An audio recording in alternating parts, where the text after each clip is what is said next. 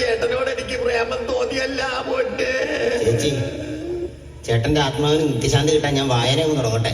ആയിക്കോട്ടെ, തുടങ്ങിക്കോ. ഞങ്ങളെ വിട്ടു പോയല്ല പൊന്നെ.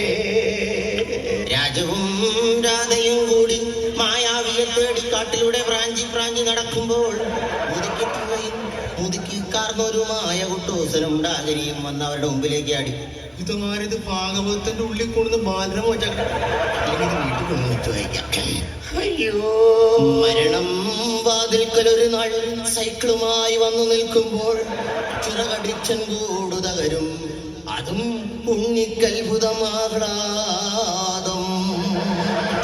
അയ്യോ, ഇന്നലെ രാവിലെ കൂടി നിനക്ക് ചുരിദാർ വാങ്ങിത്തരാടി എന്ന് പറഞ്ഞ് പുറത്തേക്ക് പോയതാ.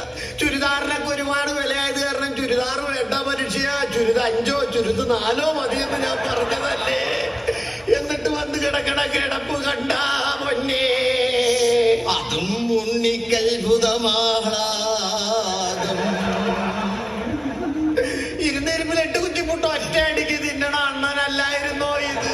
ഇപ്പൊ ഒരു തുള്ളി ചാസം പോലും കഴിക്കാണ്ട് കിടക്കണ കിടപ്പ് കണ്ടാ പൊന്നേ.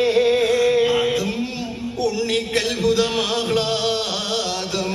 അണ്ണാ, തമിഴ്നാട്ടിൽ നിന്ന് വന്ന് കനാല് ഓടിച്ചു വന്ന അണ്ണാ, അണ്ണൻ ഞങ്ങളെ വിട്ടു പോയല്ല പൊന്നെ. ഇനി എനിക്ക് ആരുണ്ട് പൊന്നെ? അതും ഉണ്ണിക്കത്ഭുതമാഹ്ലാദം.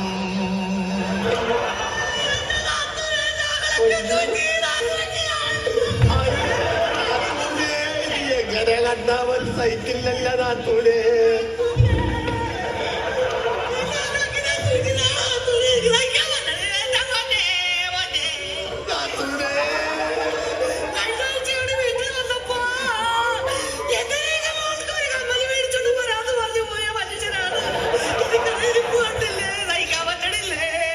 എടീ, നിന്റെ കുടുംബത്തിനും നിന്റെ മക്കൾക്കും കമ്മലും മാലയൊക്കെ വാങ്ങി തന്നാടി ഞങ്ങൾ ഈ കഷ്ടകാലത്തിലായത് പൊന്നെ. അതും ഉണ്ണിക്കത്ഭുതമാഹ്ലാദം.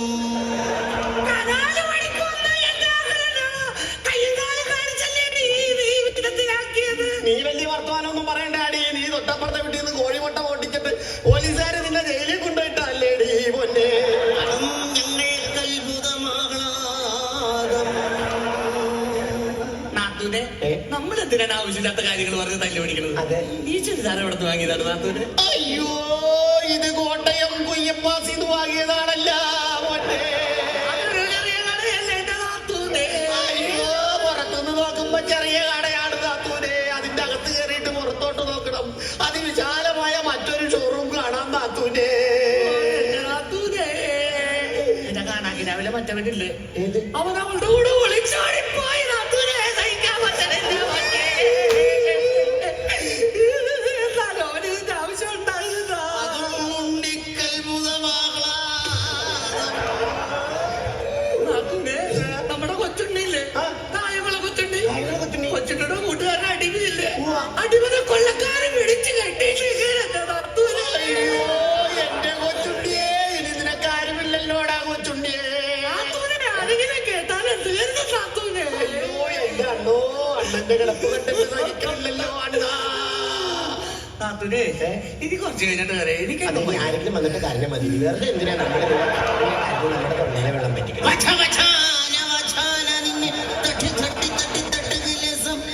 അതും ഉണ്ണിക്കത്ഭുതമാഹ്ലാദം. വിശേഷങ്ങൾ പറഞ്ഞ് ഞാൻ താങ്കളുടെ മോന്തൊന്ന് കാണാൻ പറ്റില്ല. ഞാനൊന്ന് കണ്ടോട്ടെ. എന്റെ പൊന്നു നാത്തൂനെ, ചേട്ടന്റെ മുഖം ഒന്ന് കാണും നാത്തൂനെ.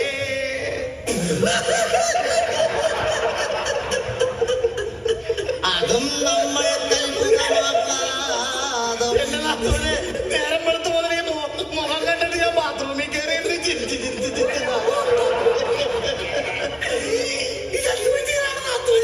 ആനപ്പുറത്ത് കയറല്ലേ, ആനപ്പുറത്ത് കയറല്ലേ എന്ന് ഞാൻ പലവട്ടം പറഞ്ഞതാണല്ല പൊന്നെ. എന്താണ് നാത്തൂനെ കുഴപ്പം? ആനപ്പുറത്ത് കയറി തൂങ്ങി മരിച്ചതല്ലേ പൊന്നെ. തൂങ്ങി വലിക്കണം. നാത്തൂൻ എന്തൊക്കെയാണ് പറയണത്? എടി, ആനപ്പുറത്ത് കയറിയിട്ട് അവിടെ ഇരുന്ന് ഉറക്കം തൂങ്ങി. അവിടെ നിന്ന് താഴെ വീണപ്പോ ആന ചവിട്ടി പിളിക്കി കൂട്ടി കൊടുത്തതാണല്ല പൊന്നെ.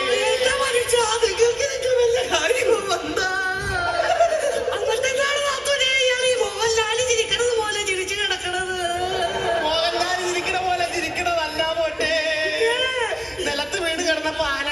നല്ലതായിട്ട് ചവിട്ടുന്നു. നാത്തൂനെ എനിക്ക് വിശന്നിട്ട് പാടില്ലോ നാത്തൂന്. അകത്ത് ഇന്നലത്തെ പഴഞ്ചോറ് ഇരിപ്പിന്റെ അടുത്ത് കഴിച്ചു. ഞാനെന്നത് പോയി കഴിക്കട്ടെ. തൊട്ടപ്പുറത്തെ കോഴിയുടെ മുട്ടയുടെ എനിക്ക് നൊക്കെ എടുപ്പിച്ച് വിട്ടേ. ഞാൻ മുട്ട ഒന്നും എനിക്ക് വേണ്ടടിയേ. നീ കോഴിക്കള്ളി അല്ലേടി? കോഴിക്കള്ളി കോഴിക്കള്ളി. അയ്യോ മറ്റേ അതും ഉണ്ണിക്കൽഭുതമാകണം. അയ്യോ എനിക്കിനി ആരുമില്ലല്ല, എന്നെ വിട്ടേച്ച് പോയല്ല അണ്ണാ. അയ്യോ ഇങ്ങനെ കിടക്കുമ്പോ ഞാനിത് എങ്ങനെ കുടിക്കാനാണ്? ചേച്ചി ചായ കുടിക്ക് ചേച്ചി. അയ്യോ ഞാനിത് എങ്ങനെ കുടിക്കാനാണ്? അയ്യോ ഞാനിത് എങ്ങനെ കുടിക്കാനാണ്? ഒരു പരിപ്പുട പോലും ഇല്ലാണ്ട് ഈ കട്ടൻ ചായ ഞാൻ എങ്ങനെ കുടിക്കാനാണ്? അയ്യോ എനിക്കിനി ആരുമില്ല പൊന്നേ. ചേച്ചി കിടന്ന് കരയില്ലെന്ന്. എനിക്കിനി ആരും ഇല്ലല്ലോ പൊന്നേ. ചേച്ചിക്ക് ആളുണ്ട് ചേച്ചി. എനിക്ക് ആരും ഇല്ലടാ. ചേച്ചിക്ക് ഞാനില്ലേ? നിനക്കൊരു അരമണിക്കൂർ മുമ്പ് പറയാൻ പറ്റില്ലടാ. ഞാൻ തൊട്ടപ്പുറത്ത് ആ ജ്യൂസിന് വാക്ക് കൊടുത്തു പോയല്ല. അതും ചേച്ചിക്കൽഭുതമാകണം. ഈ ചേട്ടന്റെ ഒരു അളിയനുണ്ടായിരുന്നില്ലേ? ഒരു കാതികൻ. അതെ പച്ചാളം പാപ്പച്ചൻ. പുള്ളിനെ വിവരം അറിയിച്ചാ? മരിച്ച ഉടനെ എന്നെ വിവരം അറിയിച്ചിട്ടുണ്ട്. ഏതാണ്ട് സ്റ്റേജിൽ കിടന്ന് കഥാപ്രസംഗം പറയാണെന്നാ പറഞ്ഞത്.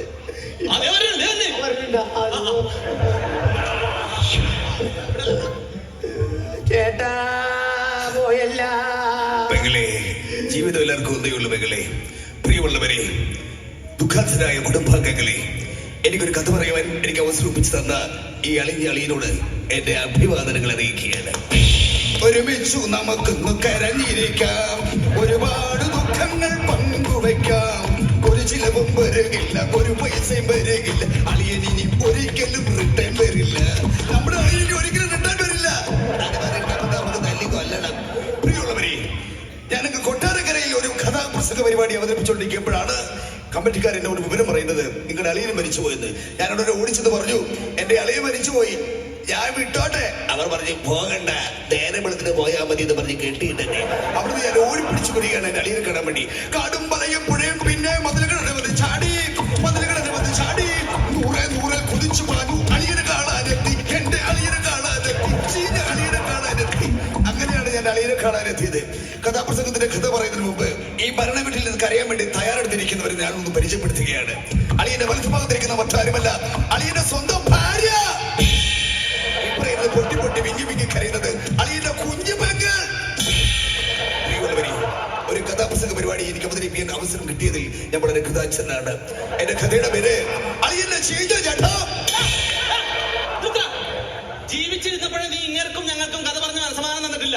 മരിച്ചപ്പോഴെങ്കിലും കുറച്ച് മനസ്സമാനം താടാ. പൊന്ന, നീ ഒരു കാര്യം മനസ്സിലാക്കണം. മരിച്ചവർ തന്നെ, അവർ തിരിച്ചു വരില്ല. പിന്നെ അഥവാ വന്നാൽ തന്നെ അവർക്ക് ഭൂമിയിൽ ചാൻസ് ഇല്ല. പൊന്ന, ഭൂമിയിൽ ചാൻസ് ഇല്ല. ചാൻസ് ഇല്ല.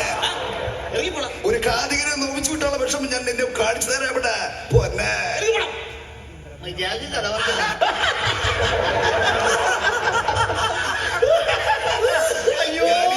ഇത് കണ്ടത് കേട്ടോ. ഇത് കണ്ടിട്ട് സഹിച്ചടില്ല മോനെ. അതും കാതികനും അത്ഭുതമാകണം. അയ്യോ ആ പൊന്നെ, ഞാനിനി എന്നാ ചെയ്യുവേ?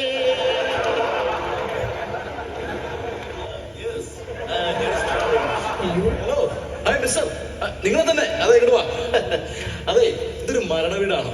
എന്ത് കുഴപ്പമില്ല. എടോ, ഇത് ഓലമേഞ്ഞ പന്തൽ എന്തായി കാണുന്നത്? ഇത് പാവങ്ങളുടെ വീടാണല്ലോ. അയ്യോ, അങ്ങനെ ചിന്തിക്കേണ്ട കാര്യമില്ല. എടോ, ഈ വീട്ടിൽ നിന്ന് ആകെ ഗൾഫിൽ പോയിരിക്കുന്ന അനന്തരവനാണ് ഞാൻ. എന്റെ അമ്മാവരോടെങ്കിലും മരിച്ചിറക്കുമ്പോൾ ഓലമേഞ്ഞ പന്തൽ പാടില്ല. കാശില്ല. കാശിന്റെ കാര്യത്തിൽ ടെൻഷൻ അടിക്കണ്ട. ഇവിടെ മുഴുവൻ എമൗണ്ട് ഉണ്ട്. 25,000 രൂപ തന്നെ എണ്ണി തരേണി ഞാൻ.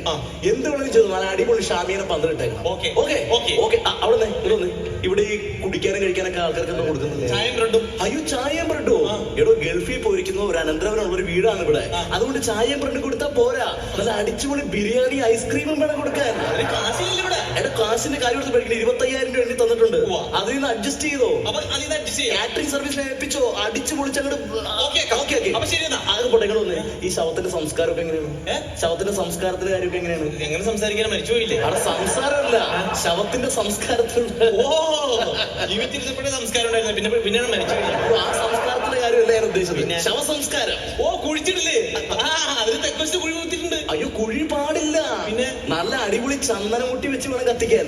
മനസ്സിലായ? ചന്ദനമുട്ടിൽ വെച്ച് വേണം കത്തിക്കാൻ, നെയ്യ് ഒഴിച്ച് വേണം കത്തിക്കാൻ. അതുകൊണ്ട് കാശില്ലല്ലോ. കാശിന്റെ കാര്യം പേടിക്കണ്ട. ഈ വീട്ടിൽ നിന്ന് ഗൾഫിൽ പോയ അനന്തരവനല്ലേ എന്റെ അമ്മാവൻ അടിച്ച് പൊളിയായിട്ട് നല്ല ചന്ദനമുട്ടി വെച്ച് കത്തിക്കട്ടെ. അതിനുള്ള കാശൊക്കെ ഇവിടെ ഉണ്ട്. എത്ര പെട്ടെന്ന് ഞങ്ങൾ ഏർപ്പാടൊക്കെ ചെയ്യും. എന്നാലും എന്റെ അമ്മാവനെ ഈ ഗതി വന്നല്ലോ. ഈ ഗൾഫിൽ എത്തി. ഞാനിപ്പോ ഇങ്ങ് വന്നോളൂ. ഞാൻ രാവിലെയാണ് വിവരങ്ങളൊക്കെ അറിഞ്ഞത്. പിന്നെ വന്ന ഉടനെ 25,000 രൂപ കയ്യിലുണ്ടായിരുന്നു. കാര്യങ്ങളൊക്കെ ഏർപ്പാടാക്കാൻ വേണ്ടി എല്ലാം ഏർപ്പാട് ചെയ്തു വെച്ചിട്ടുണ്ട്. അതിന് നീ ഇവിടെ നിന്നിട്ട് എന്താ കാര്യം? ഇവിടെ എന്റെ അമ്മാവൻ ഇവിടെ മരിച്ചു കിടക്കുമ്പോ പിന്നെ ഞാൻ ഇവിടെ അല്ലാണ്ട് പിന്നെ എവിടെ പോയി നിക്കണോടാ? എടാ നിന്റെ അമ്മാവ് മരിച്ചത് 3 വീട് അപ്പുറയാണ്. അപ്പൊ ഇതേതാണ്? ഇതേതോ അണ്ണാച്ചിന് ആനയോട്ടി കൊന്നതല്ലേ?